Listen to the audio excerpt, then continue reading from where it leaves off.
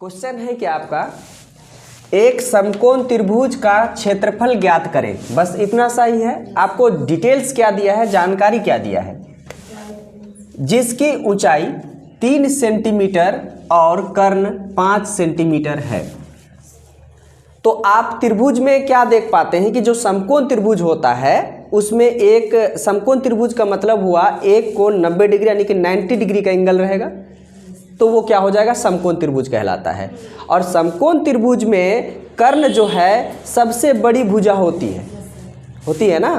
तो इसके लिए हमको क्या क्या दिया हुआ ही है, देख लीजिए, ऊंचाई दिया हुआ है और कर्ण दिया हुआ है, ठीक है। तो हम क्या करते हैं, कर्ण होती है सबसे बड़ी भुजा और ऊंचाई है यहाँ पर, तो हम उसमें एक और भुजा होती है जिसको कहते हैं आधार।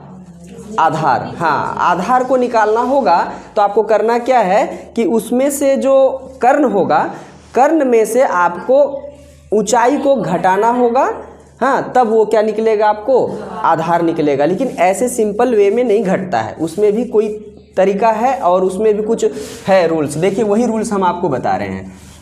देखिए आपको आधार निकालना है ना, तो आधार निकालने के लिए आप क्या करेंगे, रूट अंडर कर्ण जो है 5 उसका स्क्वायर माइनस जो आपका ऊंचाई है उसका करेंगे स्क्वायर माइनस करके।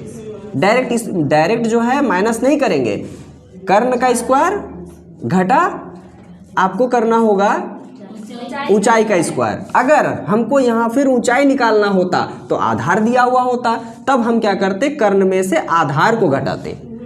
लेकिन यहाँ पे तो दिया हुआ है ऊंचाई, तो ऊंचाई को घटाएंगे तो निकलेगा मेरा आधार। लेकिन घटाना, जब भी घटाना पड़ेगा, मान लेते हैं जब भी आपको आधार निकालना पड़े या ऊंचाई निकालना पड़े, आपको घटाना होगा कर्ण में ही। कर्ण निकालना पड़े, हाँ, एक चीज़ और भी होता है, अगर कर्ण निकालना पड़े तो आपको आधार और ऊंचाई दोनों को जोड़ना पड़ेगा, और जोड़ने का भी तरीका यही है, स्क्वायर करके, ठीक है। तो चलिए हम लोग यहाँ से निकाल सकते हैं। 5 का स्क्वायर करेंगे तो 25 और यहाँ 3 तिया 9 करेंगे तो 25 में से 9 गया, बचा 16।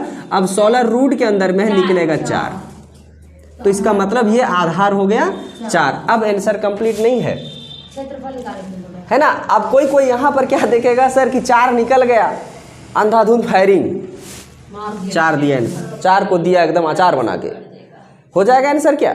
नहीं सर। लेकिन नहीं, थोड़ा सब्र कीजिए। क्वेश्चन है समकोण त्रिभुज का क्षेत्रफल ज्ञात कीजिए। तो क्षेत्रफल के लिए फॉर्मूला होता है भाई 1/2, यानी कि समकोण त्रिभुज का क्षेत्रफल होता है 1/2 गुना आधार गुना ऊंचाई, है ना। ये इसका फॉर्मूला होता है, याद रखिएगा।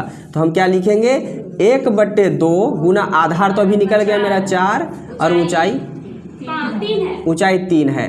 तो आपका निकलेगा 2 दूना 4 और 3 दूना 6 सेंटीमीटर। और अच्छा 6 सेंटीमीटर तो निकल गया, 6 निकल गया मेरा। लेकिन यहाँ पर है क्षेत्रफल, इसलिए जब भी क्षेत्रफल होता है कोई भी यूनिट रहे, नाप का कोई भी यूनिट, सेंटीमीटर, मीटर, उसमें स्क्वायर लगता है। इसीलिए यहाँ पे दिया हुआ है सेंटीमीटर स्क्वायर, जिसको हम लोग हिंदी में बोल सकते हैं वर्ग मीटर या वर्ग सेंटीमीटर।